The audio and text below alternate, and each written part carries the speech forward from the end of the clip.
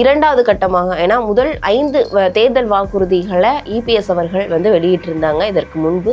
இப்போ இரண்டாவது கட்டமாக இன்னும் மேலும் ஒரு 5 வாக்குறுதிகளை நிறைவேற்றிருக்காங்க. ஒரு சிறந்த ஒரு நிர்வாகமுள்ள ஒரு ஆட்சி இருந்தால் இந்த மாதிரி கடன்கள் எல்லாம் இது பண்ணிட்டு மேலும் வருவாயை பெருக்கி இந்த மாதிரி திட்டங்கள்லாம் செயல்படுத்துறதுக்கு சாத்தியக்கூறுகள் இருக்கு. அதனால நாங்கள் செயல்படுத்துவோம்.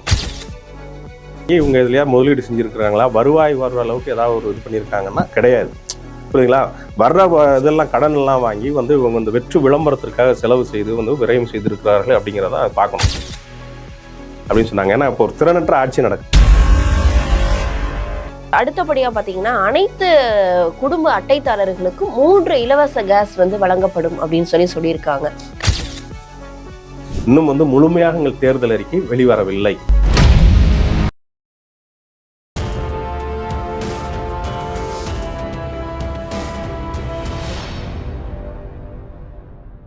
யூத்தமிழ் நேயர்களுக்கு வணக்கம். நான் உங்கள் பிருந்தா சங்கர். இன்று நம்மோடு சிறப்பு விருந்தினராக இணைந்திருப்பது அதிமுகவை சேர்ந்த வழக்கறிஞர் வையை ஆனந்த் அவர்கள். வணக்கம் சார். வணக்கமா. எப்படி இருக்கீங்க? நல்லா இருக்கேன்.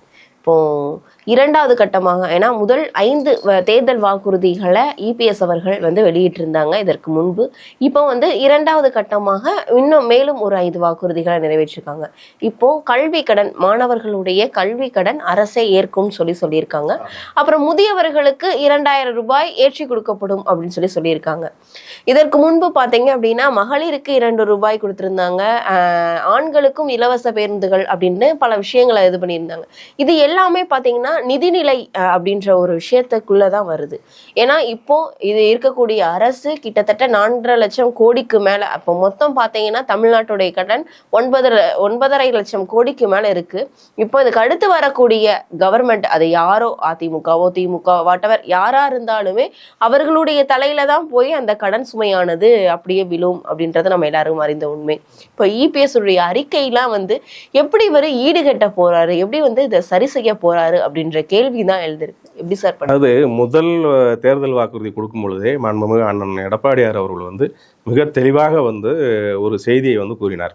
அதில் என்ன சொல்றாருன்னா, ஒரு சிறந்த ஒரு நிர்வாகமுள்ள ஒரு ஆட்சி இருந்தால் இந்த மாதிரி கடன்கள்லாம் இது பண்ணிட்டு மேலும் வருவாயை பெருக்கி இந்த மாதிரி திட்டங்கள்லாம் செயல்படுத்துறதுக்கு சாத்தியக்கூறுகள் இருக்குது. அதனால் நாங்கள் செயல்படுத்துவோம் அப்படின்னு சொன்னாங்க. ஏன்னா இப்போ ஒரு திறனற்ற ஆட்சி நடக்குது. அதனால தான் இப்போ கிட்டத்தட்ட இவங்க வந்ததுக்கப்புறம் இந்த 4.25 ஆண்டுகளில் 5 ஆண்டுகளில் 5 லட்சம் கோடிகளுக்கு கடன் வாங்கியிருக்கிறாங்க. அந்த கடன் வாங்கி இவங்க இதுலையா முதலீடு செஞ்சுருக்கிறாங்களா, வருவாய் வர்ற அளவுக்கு ஏதாவது ஒரு இது பண்ணியிருக்காங்கன்னா கிடையாது. புரியுதுங்களா? வர்ற இதெல்லாம் கடன் எல்லாம் வாங்கி இவங்க வெற்று விளம்பரத்திற்காக செலவு செய்து விரயம் செய்திருக்கிறார்கள் அப்படிங்கிறத பார்க்கணும்.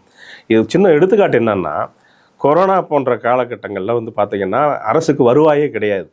அந்த காலகட்டங்களில் கூட மாண்புமிகு அண்ணன் முதல்வராக இருக்கும் பொழுது, எடப்பாடியார் அவர்கள் முதல்வராக இருக்கும் பொழுது, அரசு ஊழியர்களுக்கு சம்பளமோ இல்லை ஏதாவது பாதிக்கப்பட்டவர்களுக்கு, கொரோனாவில் பாதிக்கப்பட்டவர்களுக்கு எந்த ஒரு குறைபாடும் இல்லாமல் சிறந்த ஒரு அரசு நிர்வாகத்தை நடத்தி காட்டினார் அப்படிங்கிறது நம்ம இதை எடுத்துக்காட்டாக எடுத்துக்கணும்.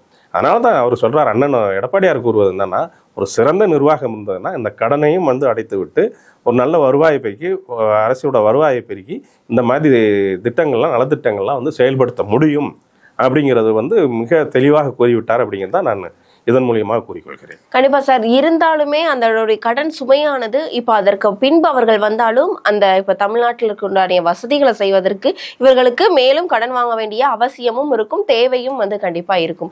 அப்படின்ற பட்சத்துல எல்லாத்தையுமே எப்படி ஈடுகட்ட போறாங்க, எதன் மூலியமா வருவாயை கொண்டு வர போறாங்க, எதன் மூலியமா மாணவர்களுக்கு அவர்கள் சொன்ன நலத்திட்டங்களை நிறைவேற்ற போறார்கள். ஏன்னா இப்ப பாத்தீங்கன்னா திமுக அரசு 505 வாக்குறுதிகள்ல கிட்டத்தட்ட ஒரு 15% கூட நிறைவேற்றல அப்படின்னு திமுக மேல நம்ம பல குற்றச்சாட்டுகளை தொடர்ந்து வைக்கும். ஆனா அவர்கள் நாங்க கிட்டத்தட்ட 90% கிட்ட நாங்க முடித்து விட்டோம் அப்படின்னு சொல்றாங்க. ஆனா இப்போ தேர்தல் நேரத்துல, இந்த நேரத்துல வருவாயை ஈட்டுவதற்காக பல முதலீட்டாளர்களை ஈர்க்கக்கூடிய விஷயங்களை முதல்வர் செஞ்சிட்டு இருக்காரு. சோ இதை எப்படி பண்ண போறோம்? அதாவது தொடர்ந்து இந்த திராவிட உருட்டு மாடல் வச்சு முதலீட்டை ஈர்க்கிறோம் அப்படின்னு தான் சொல்லிட்டு இருக்காங்க. இப்போ கடந்த காலங்களில் பார்த்தோம்னா தூத்துக்குடியில் வின்ஃபாஸ்ட்னு சொல்லிட்டு ஒரு கார் தொழிற்சாலையை நிறுவினாங்க. அதில் பார்த்தீங்கன்னா 16,000 கோடி முதலீடுன்னாங்க. ஆக்சுவலாக முதலீடு பண்ண பார்த்தீங்கன்னா 1,700 கோடி தான் முதலீடு பண்ணியிருக்கிறாங்க. ஒரு வருஷத்துக்கு 50,000 கார்களை உற்பத்தி செய்து நாங்கள் சந்தைப்படுத்துவோம் அப்படின்னு சொன்னாங்க. ஆனால் பார்த்தீங்கன்னா கொடுமை என்னன்னா, வெறும் 28 கார் தான் அந்த தொழிற்சாலையிலேருந்து வெளியே வந்திருக்குங்கிறது தான் உண்மை. ஸோ ஸோ அந்த முதலீடு 16 கோடிங்கிறது வந்து இவங்க வந்து ஒரு மாய பிம்பத்தை உருவாக்கி ஒரு தொழிற்சாலையை கொண்டு வந்தாங்க. அதுவும் வந்து செயலிழந்து கிடக்குது. அதாவது இவங்க சொல்கிறது ஒன்று செய்கிறது ஒன்றாவே இருக்கிறாங்க. ஆனால் அனைத்து இந்திய அண்ணா திராவிட முன்னேற்ற கழகம் ஆட்சியில் வரும் பொழுது கண்டிப்பாக முறையான முதலீடுகளை ஈர்த்து முறையான இதில் வந்து இன்வெஸ்ட் பண்ணி இது பண்ணி வந்து அதில் வந்து அதன் மூலியமாக அரசுக்கு வருவாயை பெருக்குவோம் அப்படிங்கிறத நான் இதன் மூலம் கூறிக்கொள்கிறேன். மேலும் பார்த்தீங்கன்னா அரசுக்கு வர வேண்டிய வருவாயை வந்து இந்த திராவிட உருட்டு மாடல் ஆட்சி பல ஆயிரம் கோடிகளை வந்து கொள்ளையெடுத்து ஒரு பாக்கெட்டில் எடுத்து சென்று இருக்கிறார்கள். கனிம வள கொள்ளையாக இருக்கட்டும், எதுவாக இருக்கட்டும், எத்தனை ஆயிரம் கோடிகள் வந்து அரசுக்கு வந்து இழப்பீடு உங்களுக்கு ஏற்படுத்தியிருக்கிறார்கள் அப்படிங்கிறது கண்கூடு. ஸோ அந்த மாதிரி இதெல்லாம் வந்து அது அரசுக்கு வந்து வருவாயை வந்து மடைமாற்றும் பொழுது முறையாக அதை வந்து அந்த வருவாயை ஈட்டும் பொழுது இந்த மாதிரி வந்து டெபிசிட்லாம் வந்து இது பண்ணிட்டு குறைச்சிட்டு வந்து மிக தெளிவாக நல்ல ஒரு நிர்வாகத்தை அண்ணன் எடப்பாடியார் தருவார் அப்படிங்கிறது உண்மை. கண்டிப்பா சார், நீங்க சொல்றீங்க வருவாய் மூலியமா தான் அதை ஈடுகட்ட முடியும் அப்படின்னு. இப்ப இருக்கக்கூடிய தமிழ்நாடு அரசும் பாத்தீங்க அப்படின்னா அவர்களுக்கு எட்டின வரைக்கும் அவர்கள் வந்து பல முதலீட்டாளர்களை வந்து உள்ள இன்வெஸ்டர்ஸ் வந்து கொண்டு வந்துட்டு இருக்காங்க. இப்போ எடப்பாடி பழனிசாமி அவர்கள் வந்து இதற்கு பின்பு அவருடைய அரசு தலைமையை ஏற்றுச்சு அப்படின்னா எந்த மாதிரியான வருவாயை பெருக்கும் அப்படின்னு எக்ஸாம்பிள் ஏதாவது? அதாவது இவங்க முதலீடுன்னு சொல்றாங்களே தவிர 30 லட்சம் கோடி கொண்டு வர போகிறோம், 20 லட்சம் கோடி கொண்டு வர போகிறோம், வார்த்தை ஜாலங்கள் தான் அவங்க பேசிகிட்டு இருக்காங்களே தவிர அனைத்தும் வந்து புரிந்துணர்வு ஒப்பந்தத்தோடையே நின்று போச்சுங்கிறது தான் உண்மை. புரியுதுங்களா? இவங்க சொல்கிறது வந்து எதுவுமே செயல்படுத்தவில்லை அப்படிங்கிறதா உண்மை. எங்கள் ஆட்சி அமைந்த பிறகு உண்மையாக முறையான ஒரு முதலீட்டை வந்து இங்கே ஈர்ப்போம், அதன் மூலியமாக தமிழகத்தின் வருவாயை பெருக்குவோம் அப்படிங்கிறதா உண்மை. இவங்க சொன்னது எதுவுமே செயல்படுத்தவில்லை அப்படிங்கிறதா உண்மை. ஏன்னா 10 லட்சம் கோடி இருந்தாங்க, 15 லட்சம் கோடி இருந்தாங்க, 35 லட்சம் இளைஞர்களுக்கு வேலை வாய்ப்புனாங்க. சரி, நீங்கள் முதலீடு எவ்வளோ ஈர்த்திருக்கீங்க, அதோட வெள்ளை அறிக்கை கொடுங்க அப்படின்னா தொழில்துறை மந்திரி வந்து மிக திமிராக வந்து ஒரு வெள்ளை பேப்பரை காட்டுறாரு. ஏன்னா அவங்ககிட்ட எதுவுமே இல்லை சொல்கிறதுக்கு. இப்போ நான் சொன்னேன் இல்லைங்களா, சின்ன எக்ஸாம்பிள், தூத்துக்குடியில் வந்து வின்ஃபாஸ்ட்டுங்கிற ஒரு கார் தொழிற்சாலை வந்து எந்த லட்சத்தில் இயங்குதுன்னு நம்ம பார்க்குறோம். 16,000 கோடின்னாங்க. ஆனால் அவங்க அதில் முதலீடு பண்ணது 1,700 கோடி தான். அந்த 50,000 கார்கள் உற்பத்தின்னாங்க ஆண்டுக்கு. ஆனால் 28 கார் தான் வந்திருக்கு. இதோட ஒரு அவலமான ஆட்சிக்கு இது ஒன்றே எடுத்துக்காட்டுன்னு நான் சொல்கிறேன். அதனால் அனைத்து இந்திய அண்ணா திராவிட முன்னேற்ற கழகம் ஆட்சி அமையும் பொழுது அண்ணன் எடப்பாடியார் மிக தொலைநோக்கோடு தமிழகத்தின் எதிர்காலத்திற்காக, இளைஞர்களின் எதிர்காலத்திற்காக நல்ல முறையில் முதலீடுகளை ஏற்றி முறையாக முதலீடுகளை இழுத்து தமிழக அரசுக்கு வருவாயை பெருக்குவோம் அப்படிங்கிறத நான் சொல்லிடுறேன். கண்டிப்பா சார், அதை பொறுத்திருந்து பார்க்கலாம்.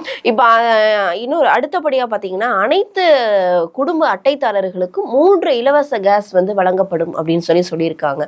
கண்டிப்பா கேஸோடைய விலை பாத்தீங்கன்னா இப்போ 1000 ரூபாயை கடந்து விட்டது அப்படின்னே சொல்லலாம். ஏன்னா இதற்கு முன்பு மத்திய அரசு வந்து கேஸ்க்கு மானியம் கொடுக்கறதா சொன்னாங்க, 500 ரூபாய் மானியம் கொடுக்கறதா சொன்னாங்க. அவர்களும் வந்து கொடுத்தார்களா அப்படின்னா மிகப்பெரிய கேள்விக்குறி. அதற்கு பின்பு இப்ப இருக்கக்கூடிய அரசும் மானியம் நாங்க பெற்றுக் கொடுப்போம் அப்படின்னு சொன்னாங்க. அவர்களும் அந்த இதை வந்து செய்யல. இப்போ இவங்க வந்து 3 இலவச கேஸ் அப்படின்றப்போ அப்ப அந்த கேஸோடைய ரிலை, அதாவது 3 கேஸ்க்கு மேல போச்சுன்னா அப்ப அந்த கேஸோடைய ரிலை எப்படி இரட்டிப்பாகுமா அப்படின்ற ஒரு கேள்விக்குறியும். அதாவது கேஸ் விலை வந்து நிர்ணயிக்கிறது வந்து மத்திய அரசாங்கம். புரியுதுங்களா? மத்திய அரசுக்கு தமிழக அரசால அந்த 3 கேஸ் சிலிண்டருக்கு என்ன விலையோ அதை நாங்கள் வந்து மாநில அரசு தான் கொடுக்க போறோம்.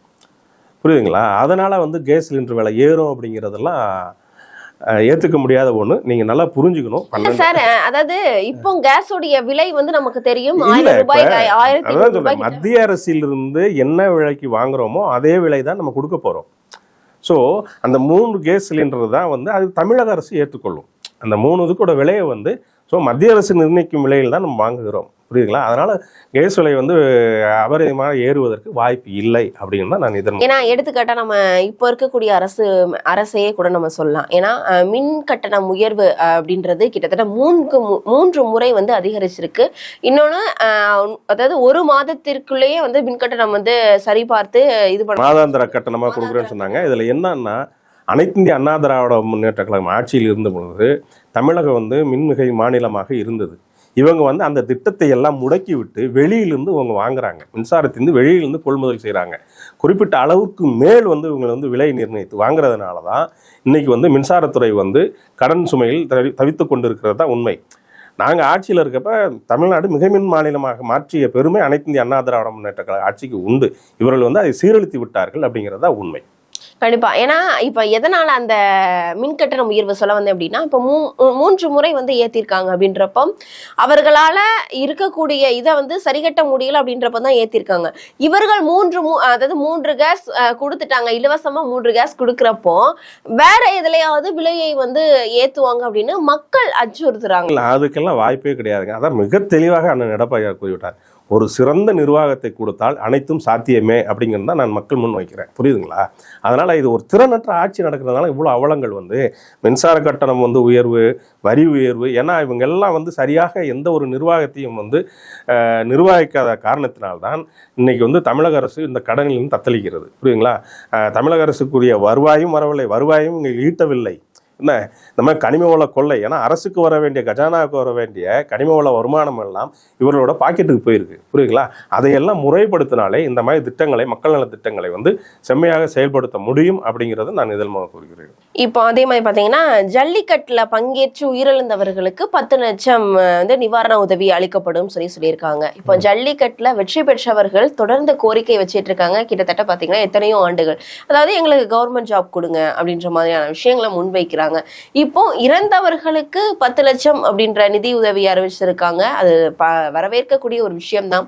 இருந்தாலும் வெற்றி பெற்றவர்களுக்கு ஒரு அங்கீகாரம் கண்டிப்பா கொடுக்கணும் இல்லையா? ஏன்னா மக்கள் தரப்புல இருந்து கண்டிப்பா இந்த மாதிரியான விஷயங்கள் வந்து முன்வைப்பாங்க. அப்படின்றப்போ வெற்றியாளர்களுக்கு என்ன, இறந்தவர்களுக்கு நீங்க 10 லட்சம் நிவாரணம், வெற்றியாளர்களுக்கு என்ன? இன்னும் வந்து நீங்க தேர்தல் அறிக்கை தயாரிக்கும் குழு வந்து இன்னும் மக்களை சந்தித்து அவர்களோட கோரிக்கையை வந்து ஏற்று அவர்கள் கோரிக்கைக்கு செவிசாய்த்து இன்னும் வந்து முழுமையாக எங்கள் தேர்தல் அறிக்கை வெளிவரவில்லை. புரியுதுங்களா? எங்கள் தேர்தல் குழு அறிக்கை அந்த குழுவினர் வந்து தமிழகம் முழுவதும் சுற்றுப்பயணம் செய்து மக்களிடம் வந்து என்னென்ன குறைகள் இருக்கின்றன, என்னென்ன தேவைகள் இருக்கின்றன அப்படின்னு சொல்லிட்டு விவசாயிகள், வியாபாரிகள், மாணவர்கள், தாய்மார்கள்னு சொல்லிட்டு அனைத்து தரப்பு நெசவாளர்கள், இந்த மாதிரி அனைத்து தரப்பினரோட கருத்துக்களை இப்போ வந்து கேட்டு வருகிறார்கள். அது வந்ததுக்கு அப்புறம் தான் முழுமையான ஒரு தேர்தல் அறிக்கை வரும். அப்போ வந்து இந்த மாதிரி கோரிக்கைகள் வந்து ஏற்கப்படும் அப்படின்னு நான் இதன் மூலமாக கூறிக்கொள்கிறேன். கண்டிப்பா சார். இப்போ அதுக்கு அடுத்தபடியான ஒரு அறிக்கை அப்படின்னா, சிறுபான்மையினருக்கு, மகளிருக்கு வந்து வட்டி இல்லாத கடன் மற்றும் மாற்றுத்திறனாளிகளுடைய கடன் வந்து தள்ளுபடி செய்யப்படும் அப்படின்னு சொல்லியிருக்காங்க. இது கண்டிப்பா ரொம்பவே வரவேற்கக்கூடிய ஒரு விஷயமா தான் நம்ம பார்க்கிறோம். இப்போ தள்ளுபடின்றப்போ கண்டிப்பா இந்த ஒரு விஷயமே அந்த நிதி நிலை அறிக்கையை தான் வந்து ஒரு பேஸ் பண்ணி இருக்குது.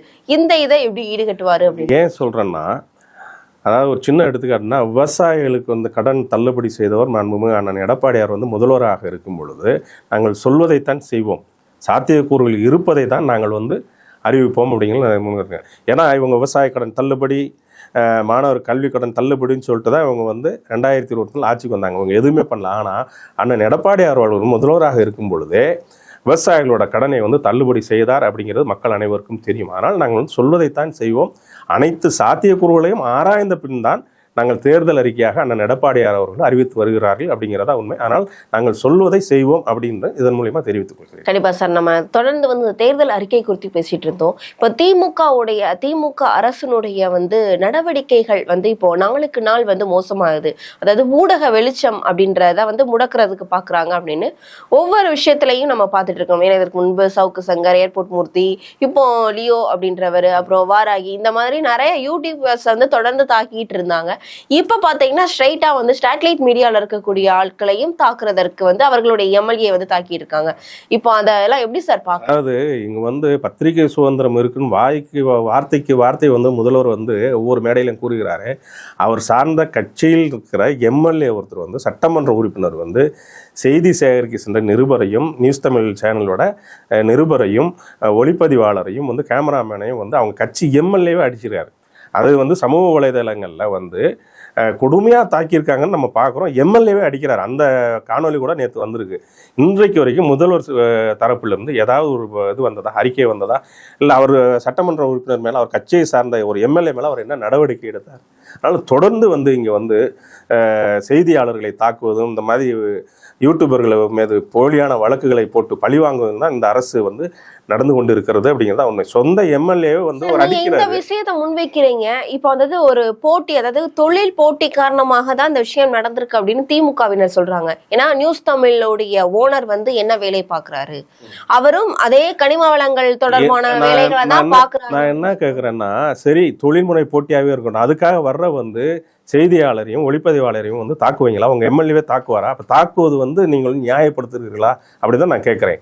நீங்கள் கூறுவது போல வந்து தொழில்முறை போட்டியாக இருந்தாலும் வன்முறை ஏன் கையில் எடுக்கிறீர்கள் அப்படிங்கிறத நான் இதன் மூலமாக கேட்டுக்கொள்கிறேன். புரியுதுங்களா? அதாவது ஒரு திறனற்ற ஆட்சி நடக்குது. அவர் கட்சியில் இருக்கிற எம்எல்ஏவும் சரி, கட்சி காரங்களும் சரி, செய்கிற தவறுகள் எதையுமே வந்து இவர்கள் வந்து கண்டிப்பது கிடையாது. அராஜகம் அவிழ்த்துவிடப்பட்டிருக்கிறது தான் உண்மை.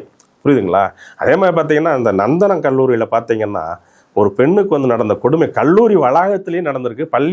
அந்த கல்லூரி வகுப்பறையில் வந்து அந்த பொண்ணை வந்து பாலியல் வன்கொடுமை செய்திருக்கிறாங்கிறத நம்ம பார்க்குறோம். அந்த காலகட்டத்தில் வந்து அதற்கு ஒரு சில நாட்கள் முன்பு தான் வட மாநிலத்தை சேர்ந்த ஒரு குடும்பத்தையே கொன்று குப்பையில் வீசினார்கள் பார்க்குறோம். இந்த காலகட்டத்தில் அவர் வந்து பார்க்கில் போய் ஒரு பைக்கில் உட்காந்துட்டு ஃபோட்டோவுக்கு போஸ் கொடுக்குறாருன்னா அவர் மக்கள் மேல் துளி கூட அக்கறை இல்லாத ஒரு ஆட்சியை வந்து திரு ஸ்டாலின் அவர்கள் நடத்தி கொண்டு இருக்கிறார் அப்படிங்கிறதா உண்மை. ஏன்னா இவ்வளோ அவலங்கள் நடக்குது, தலைநகர்லேயே இவ்வளோ அவலங்கள் நடக்குது. ஒரு வடமாநிலத்தை சேர்ந்த ஒரு குடும்பத்தையே கொண்டு இது பண்ணியிருக்கிறாங்க. ஒரு பெண்ணு வந்து அரசு கல்லூரியில் வந்து ஒரு அவலம் நடந்திருக்கு, பாலியல் வன்கொடுமை நடந்திருக்குன்னா இவர் எப்படி ஒரு அதெல்லாம் இது பண்ணிக்கிட்டு ஒரு எந்த இதில் வந்து அவர் வந்து போய் ஒரு பூங்காவில் போய் ஒரு பைக்கில் உட்காந்து ஒரு ஃபோட்டோவுக்கு போஸ் கொடுக்குறாரு. அவரோட மனநிலை என்னன்னா நான் மக்கள் முன்னே வந்து கேள்வியாக வைக்கிறேன். கண்டிப்பா சார், நம்ம இவ்வளவு விஷயங்கள் நம்ம தொடர்ந்து பேசியிருக்கோம். இதெல்லாம் வந்து மக்களுக்கு புரியுதா? மக்கள் வந்து 2026 இதற்கு உண்டான தக்க தண்டனை, தக்க பாடத்தை வந்து கற்றுக் கொடுப்பார்கள்? கண்டிப்பாக கொடுப்பார்கள். ஏன்னா 2021 வந்து இவர்கள் வந்து ஒரு கவர்ச்சிகரமான 505 தேர்தல் வாக்குறுதிகளை கொடுத்து வந்தார்கள். அது எதையுமே வந்து 10% மேல் எதையுமே அவங்க நிறைவேற்றவில்லை. கல்வி கடன் ரத்து செய்கிறேன்னாங்க, விவசாய கடன் ரத்துன்னாங்க. அந்த மாதிரி எண்ணற்ற இதை வந்து வாக்குறுதிகளை கொடுத்து கவர்ச்சிகரமாக வாக்குறுதி கொடுத்து ஏமாற்றி தான் ஆட்சி கட்டில் அமர்ந்தார்கள். அப்பொழுது இவர்கள் கூறியது என்னன்னா 2001 தேர்தல் அறிக்கை தான் எங்களுக்கு கதாநாயகன் சொன்னாங்க. அதே 2001 இவங்க வெளியிட்ட தேர்தல் அறிக்கை இந்த 2026 பொதுத்தேர்தலின் போது வில்லனாக மாறி இவர்களுக்கு வீட்டுக்கு அனுப்பும் அப்படிங்கிறது வந்து ஐயமே கிடையாது அப்படின்னு நான் இதன் மூலியமா கூறிக்கொள்கிறேன். கண்டிப்பா சார், நீங்க சொன்ன மாதிரி இப்போ இபிஎஸ் அவர்களுடைய தேர்தல் அறிக்கை அது இபிஎஸ் அவர்களுக்கு கதாநாயகனா மாறதற்கு எந்த அளவுக்கு அதிகப்படியான சான்சஸ் இருக்கு நீங்க நினைக்கிறீங்க? நான் தான் சொல்றேனேங்க, நாங்கள் வந்து சாத்தியக்கூறுகள் இருக்கிறத மட்டும்தான் நாங்கள் வந்து மக்களுக்கு வந்து சொல்லுவோம். புரியுங்களா? வெற்று விளம்பரத்திற்காகவும் ஒரு கவர்ச்சிகரமான திட்டத்தை சொல்லி திராவிட முன்னேற்ற கழகத்துக்கு போல வந்து மக்களை ஏமாற்றும் கழகம் அல்ல அனைத்து இந்திய அண்ணா திராவிட முன்னேற்ற கழகம்.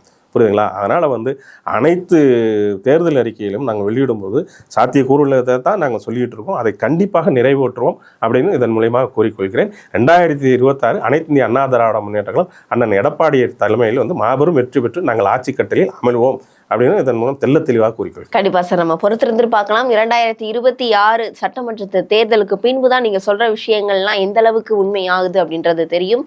மக்கள் எந்த அளவுக்கு ஆட்சியாளர்களுக்கு பாடம் புகற்றுவார்கள் அப்படின்றது நமக்கு தெரியும். அரசியல் ரீதியா பல்வேறு விவரங்களை எங்களோட பகிர்ந்தமைக்கு நன்றி. நன்றிமா.